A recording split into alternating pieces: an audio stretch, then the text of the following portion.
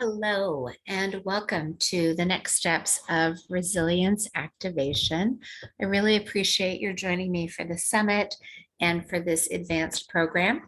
I want to introduce myself. I'm Jody Cohen, your host. I'm the founder of Vibrant Blue Oils and the author of two best-selling books, Essential Oils to Boost Your Brain and Heal Your Body, and Healing with Essential Oils.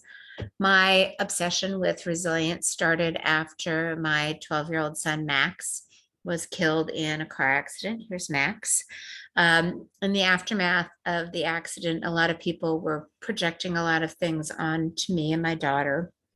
And my 12-year-old or my 14-year-old daughter, Carly, said to me, Mom, everyone's telling me that you're never going to be the same and you're going to fall apart. And I really need you because you're all I have. And I thought, okay, that's very reasonable. I promise you I will show up. I just don't know how.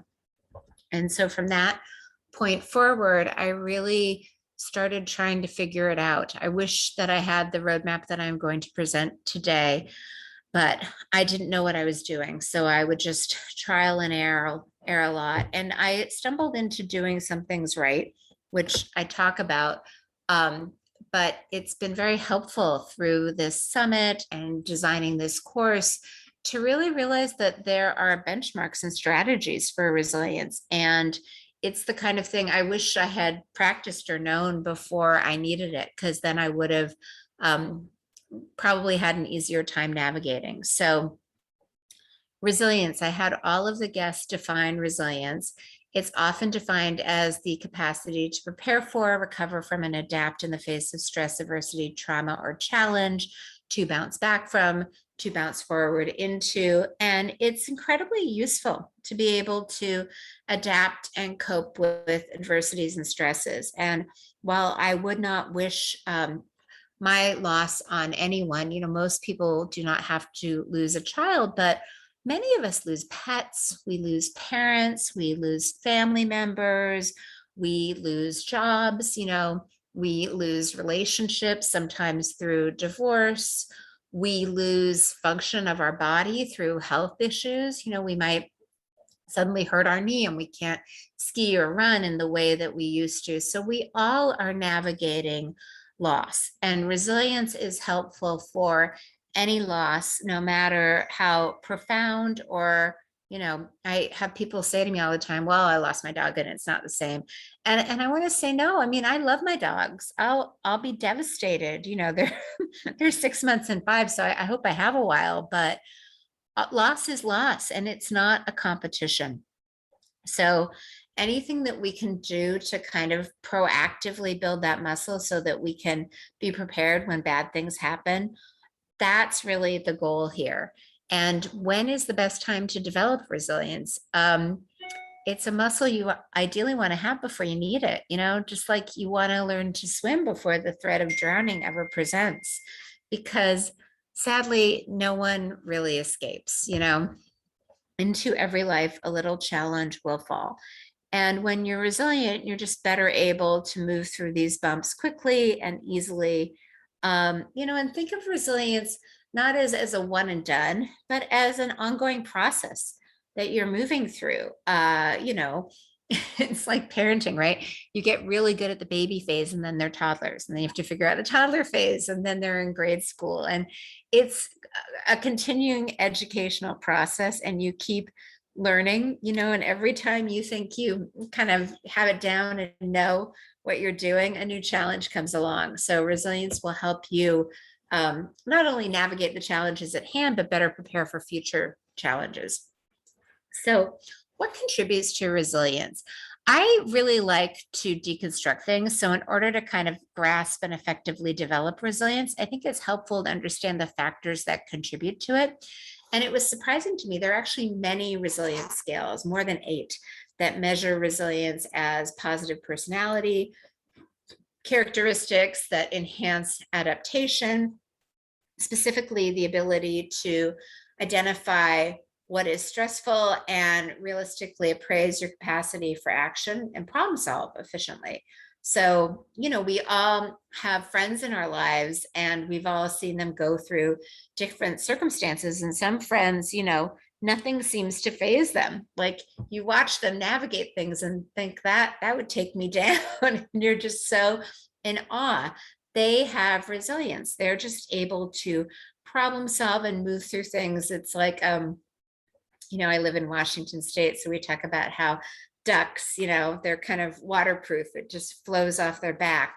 Resilience is the ability to really just flow with things. And there are aspects that make you more resilient, less resilient, risk factors that make it harder to have resilience, protective factors that kind of buffer you from challenges. So we're going to talk about some of those. But the main thing, there are all these resilience scales. One of them is as simple as two questions, these two questions. I struggle to stay motivated. If that's very much like you, then you give yourself a 1. If that's not like you at all, you give yourself a 5 if you don't struggle to stay motivated, if it's easy to stay motivated. And then the second question is, I believe in my ability to achieve my goals. And notice that the numbering is different here. So if you don't struggle to stay motivated and you believe in your ability to achieve your goals, you're going to give yourself 2 5s, which is 10. So the average medium is 7. But this is just a good anchoring point because, at the end of the day, you can lead a horse to water, but you can't make them drink. You need to choose to drink. And this is a theme that was repeated in several of the interviews. J.J. Virgin, whose son was left for dead in a hit and run. Andrea Nakayama, whose husband passed away from pancreatic cancer shortly after the birth of their child. Deborah Kopagan, whose life went through this crazy roller coaster. Even at your rock bottom moments, you have this choice, right? You could somehow let this kill you. This could be the mountain you die on, or you could decide this isn't going to kill me. It's not my day to die. And if you decide this is not going to kill you, that's the most important step because you're actually taking accountability and ownership. So resilience is a way of existing in the world and understanding that you hold the ability to impact your own life. So step 1 is kind of choosing that you are going to figure out how to get through this. Step 2 is your locus of control, this idea that you believe that what you do makes a difference. And I do want to say this up here. We have a Facebook community. When you choose to show up, I will be there to support you. This whole community will be here to help you stay motivated and believe in your ability to achieve your goals. You have found your cheerleaders. So let's talk about locus of control. It's the degree to which you believe that you, as opposed to external forces, have control over the outcome of events in your life.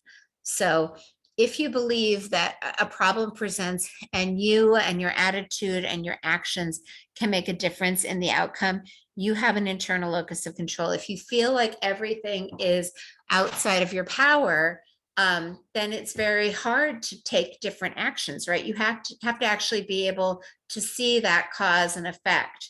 When I do this, I experience this, because that's really empowering to continue. So I'm going to encourage everyone to think about areas where you do have that locus of control, where, be it somebody that you work with, how you choose to present a topic or share feedback or make a request really impacts how they show up. My daughter is great at this. She always tells me to do a compliment sandwich, which other people call a shit sandwich, which means you compliment, then you give feedback, then you compliment again, because people tend to receive things a lot better if it's kind of wrapped in kindness.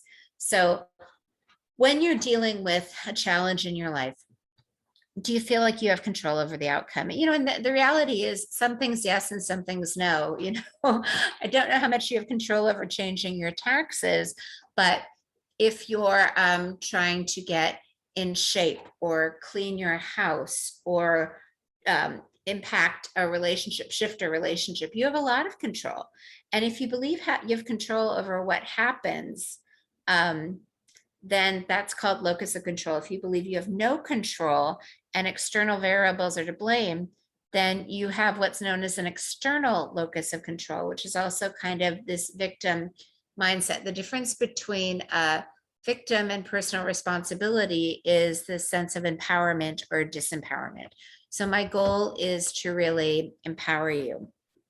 So I mentioned there are 8 different resilience scales. I tried to look at all of them and see what overlapped, what spoke to me the most, so that we could really go deep into what seems to work, and then give you really salient examples both from this summit and elsewhere to help you kind of move in that direction. So one of the qualities of resilience is this idea of personal competence, self-reliance, independence, determination, invincibility, mastery, resourcefulness, and it kind of speaks to your abilities, your standards, your ability to trust your instincts, or your emotional intelligence, tolerating bad feelings, being able to navigate stress. And then the other aspect is kind of your acceptance of yourself. So things like, I don't know how to go back in time and prevent Max from dying, so I have to accept that that happened and that life will never change, and adapt to it and find some balance and flexibility, and also the potential for positivity even in the face of this loss. So those are some basic qualities.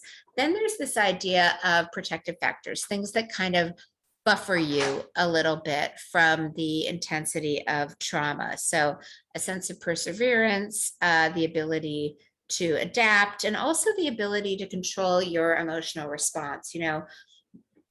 We all have days where we might feel angry or sad or afraid. And it's just a question of how much do we give into that and let that emotion kind of overcome us and take over the day, versus recognizing it, noticing it, and continuing to move forward.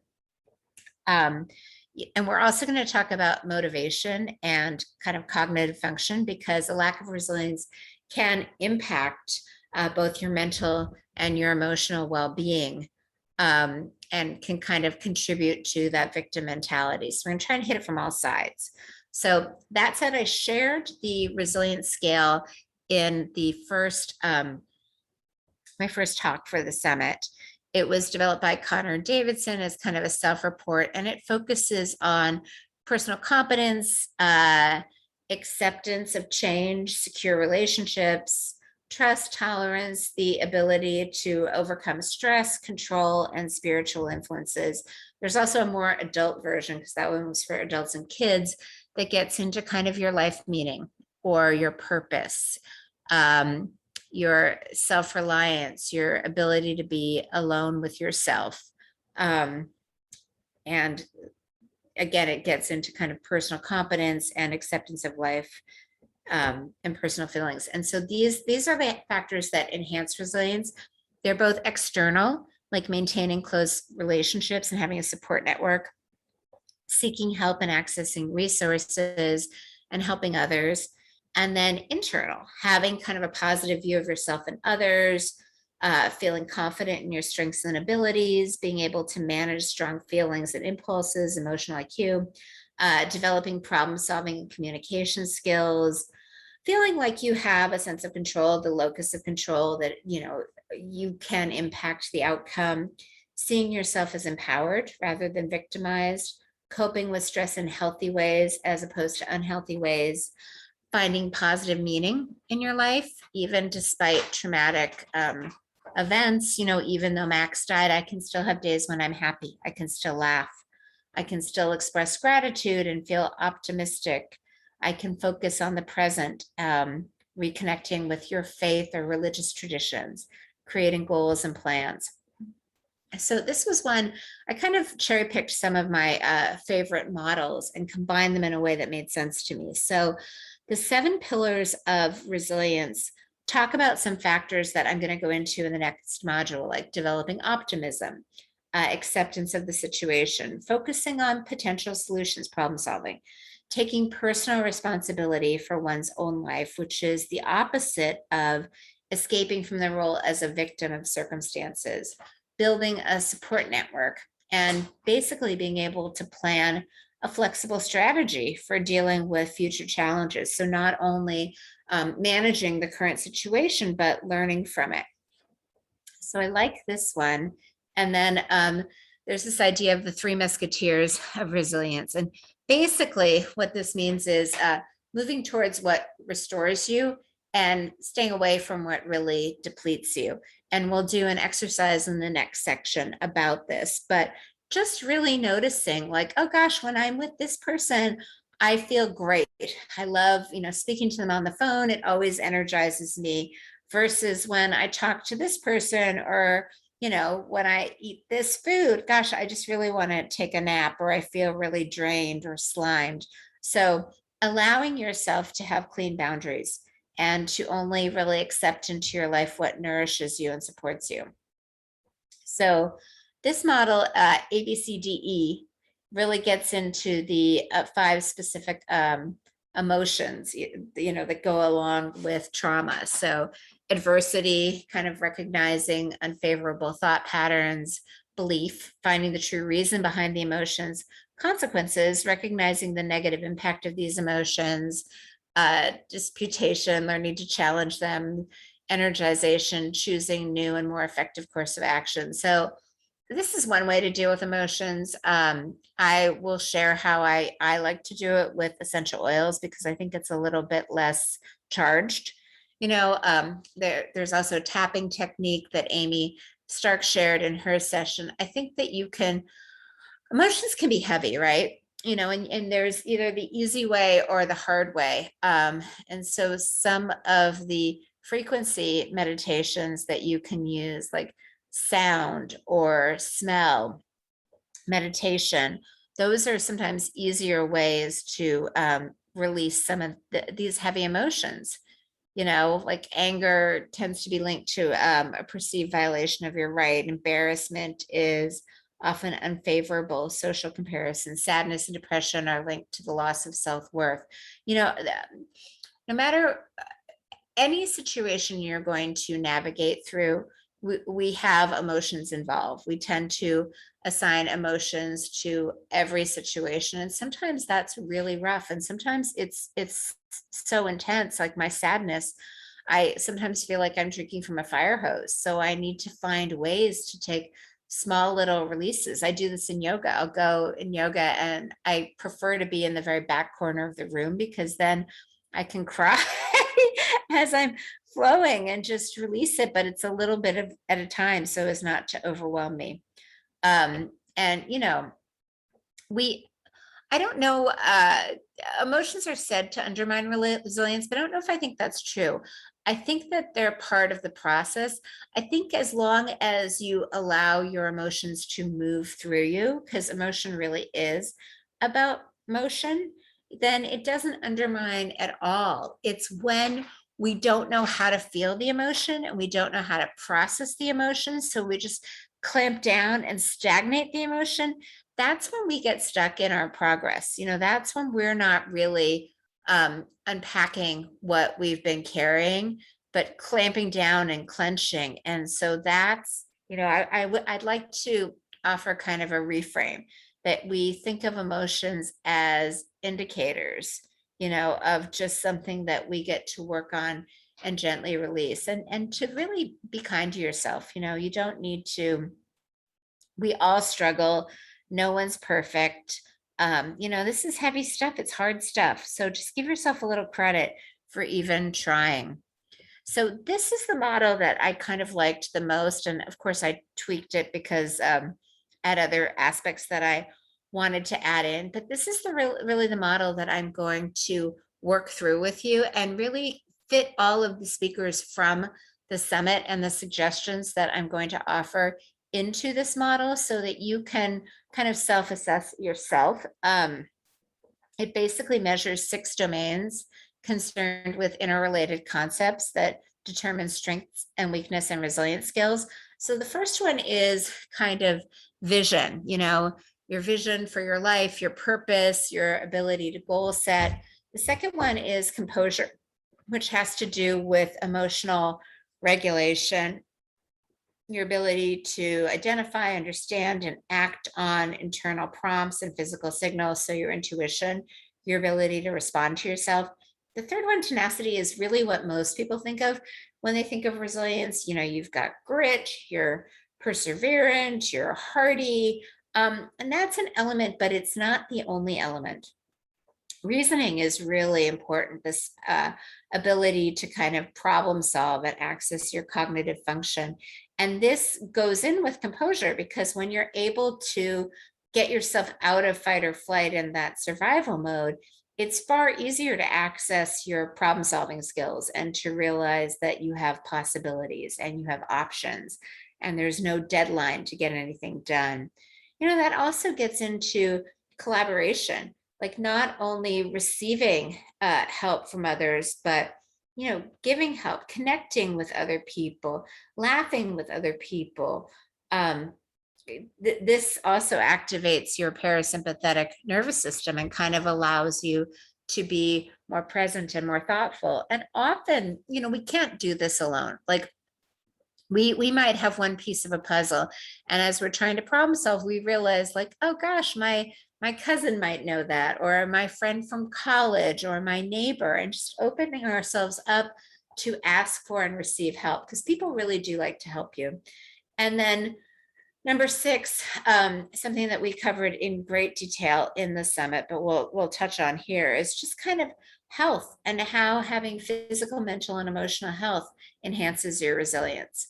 So again, these 6 topics, and we're going to go deeper in the next session, but vision, which is your purpose and your meaning, your alignment and priorities, motivating goals, composure, your emotional awareness, stress management, being able to be mindful, calm, and in control, reasoning, your ability to plan, adapt, be introspective, be resourceful, collaboration, good relationships, social confidence, strong networks, and trust and teamwork, tenacity, what most people think of with the resilience, perseverance, motivation, being realistic in your optimism. You don't want to be too Pollyanna optimistic, because then you might not actually execute it. You need to be realistically optimistic, the ability to bounce back, and then sleep, health, quality sleep, regular exercise, healthy nutrition, positive health views. And I like this graphic, which I'm going to get into more, which kind of talks about the area of the brain that's correlated with these aspects, which I then use. I like to topically apply essential oils on reflex points. So I'll show you where you can use oils to kind of stimulate these areas of the brain to enhance your ability to access that aspect of resilience. So I'm just going to briefly cover these 6 areas here, and then we're going to get into more detail in the next module. But vision is really the most critical of the domains. It's kind of the guiding light for all the others. It's about developing a sense of meaning, clear goals, so that your life has meaning, and it provides a motivational force over time. It relates to goal setting, personal competence, a sense of control, high standards. Individuals who have a strong vision or purpose tend to be self-motivated and have a sense of what they can achieve. And it gives you that sense of having purpose and clarity through any situation. It just, it gives you a raison d'etre. Like my dad used to say, we all need someone to love, something to do, and something to look forward to. This gives us our something to do. Composure. It connects to emotional regulation and interpretation. Like one example of this, if someone says to you, hey, I need to talk to you, do you assume immediately that it's bad news? And do you start getting worried when maybe they're saying, hey, I need to talk to you, you're getting a promotion? Or, hey, I need to talk to you, I've always had a crush on you, I was wondering if we could have dinner sometime. You never know. So just being able to stay calm in situations that are high stress or uncertain, and being able to identify, understand, and act on internal and external prompts and signals. This is also correlated to your ability to control your nervous system response to kind of fight or flight and panic. and to interpret things in what's called a neutral mode. So the person comes and says, I need to talk to you. You don't instantly go to worst case scenario, which then turns on your whole fight or flight response. You're able to say, oh, that'll be interesting. I wonder what they have to say. And this enables you to work through your instinctive emotions and kind of not panic and think clearly. So reasoning, critical thinking, problem solving, being able to thrive in the face of challenge. And this can also be proactive, planning in advance for possible obstacles. And I'll give you an example of this. So Max died on September 27th. And his birthday was March 8th, and he was going to be 13. So we were going to have a bar mitzvah for him, which I just finished planning and then I had to dismantle. But my friend Liz, who you get to hear in the bonus talks, wisely suggested that we needed to plan something, that we needed to do something on that day. So we chose to, for some interesting reason, the Marvel movies always came out on his birthday. So we would take a bunch of friends, out to dinner and to see a movie. And coincidentally, there was a Marvel movie coming out that day. So we rented a movie theater to honor him. But being able to anticipate, God, the first birthday, the bar mitzvah without him, that's going to be crazy. So I better have a plan for that day. I better proactively plan. And, the irony is you can't plan for everything. Like I'll run into one of his friends and, they're lovely, lovely boys, but it's like, wow, they've got facial hair and they're so tall and their voice has changed. And I have this mixed feeling of, I'm so happy, like, look at how handsome and successful they are. And then at the same time, this kind of sadness that I never get to see my son at that age and stage. So, plan for what you can, because there are going to be a lot of things that you don't anticipate and can't plan for, but reasoning allows you to prepare and to, kind of enhance your tools and techniques for working with people, and do what you can to kind of support your resilience.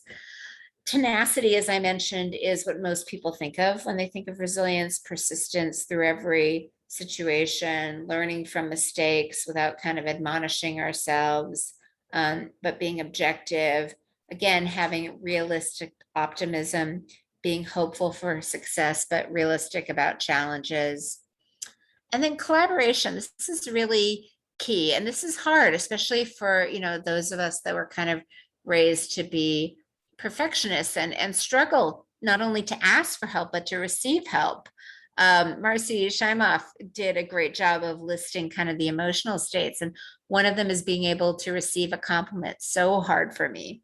So collaboration is important. We're deeply woven into the social fabric of our communities. And it's essential for resilience because the more people that we have in our corner supporting us, the easier it's going to be to navigate challenges. And then health, when you have your health, you have everything. It gives you the energy to fight battles, and we talk about this a lot in the summit, healthy nutrition. We have Kieran Krishan talking about probiotics and gut health, quality sleep. We have Misty Williams really talking about sleep, and Dr. Christine Schaffner, regular exercise and movement. Anything you can do to move your body increases the blood flow and, brain power. So again, this is the predictive 6-factor resilience scale that we're going to get into with more detail. I'm going to give you some questions so that you can identify what areas make the most sense for you to start on to strengthen. And then one of the other things that's kind of touched upon is this idea of momentum. A journey of 1,000 miles must begin with a single step. And I speak from experience that you run into stagnation. There are a lot of places where you get stuck. And, that's what kind of hurts our health and hurts our movement forward. And I'm going to bring in some strategies that I use, that some experts use. But basically, what stops people from changing their lives is a lack of momentum. They feel daunted by the sheer size of the task ahead, so they revert back to inertia. And it's much easier to kind of trudge along and hope that one day it gets better. So we're going to talk about some habits, rituals. My friend Erica Keswin shared rituals. Rituals are really a great way to start momentum, because the more you do it, the easier it gets. My friend Naomi Panzer was talking about yoga, and she got me started. I do a plank for a minute every day, and there are some days that I do 2 minutes or do longer, but you start to, it's like your morning coffee. You look forward to that ritual. There are some of these, the first year after Max died, his friends created a "We Miss You, Max" Instagram. And that first year I posted every single day. And there was something about holding myself accountable and knowing that I had to do it. And, sometimes it was something I looked forward to, but it gave me something to do. It gave me purpose and meaning. Again, my dad's quote, "You need someone to love, something to do, and something to look forward to." And people to love. It helps to have accountability. So that's why we have a Facebook community. We're going to hold each other accountable and hold each other up. And momentum, let's be honest, sometimes it can feel Sisyphusian. You push the rock to the top of the mountain and it rolls right back down on you. It can be slow and steady to finally make movement forward. But oh my goodness, when you finally get something done, you finally check that box on your to-do list, it's almost like it opens you up to, oh, I wonder what else I can do. So I really want to help you get there. There's also this idea of protective factors of resilience. For example, optimism, altruism, having a moral compass, having spirituality, humor. Humor is really great to buffer because, it's hard to laugh and cry at the same time. And it's also a distraction. Having a positive role model, social supports, facing fear. This is something I noticed. Every time I did something that would terrify me, like there's a cliff we like to jump off where we go on vacation, for winter break. And it terrifies me every time, but every time I do it, I feel better. And again, having this meaning or purpose in life, because when you feel like you have a purpose, it's easier. You have a bigger why, and it gives you that sense of validity. Oh, and Brian Moell does an amazing job of talking about the why and how he helps people set things up. So thank you for joining me for this first session. I hope that it gave you a little bit of hope about the possibility for change. I was just trying to set the foundation of the different scales that we'll be using so that we can delve in deeper to the specific resilience scale and give you really actionable starting points of how do you identify what your weak link is, and then how do you strengthen that weak link. I once worked with a trainer who was really interesting. He told me I wasn't qualified to run a marathon, which I found very offensive at the time. But what he meant was that some muscles were much stronger than others. And so I would overcompensate, which means I was probably, if I continued on that trajectory, going to get injured. So he would work the weaker muscles. He wouldn't work the strong muscles. He'd work the weaker muscles to put me into balance. And that wound up being a fabulous strategy for the long haul. But that's kind of, if you were looking at those 6 factors and you're like, oh, I'm really good on tenacity and I'm really good on vision, but maybe like me, it's really hard for you to ask for help or receive help. So we're just going to help you realize, where you are in this continuum so that you can continue to strengthen your strong suits, but we can also maybe help you strengthen the areas that are harder from you. And I'm hoping we'll give you some really good ideas. So this is one of my favorite quotes by Holocaust survivor Viktor Frankl. "Between the stimulants and the response, there is a space. And in that space is our power to choose our response. In our response lies our growth and our freedom and our resilience," I would say. So, if something in your life happened that wasn't on your bucket list, losing Max was not on my bucket list, losing my father was not on my bucket list. My closest friend since preschool died shortly after of brain cancer. None of those were under my control, but resilience allows you to control your response. And I want to say your locus of control.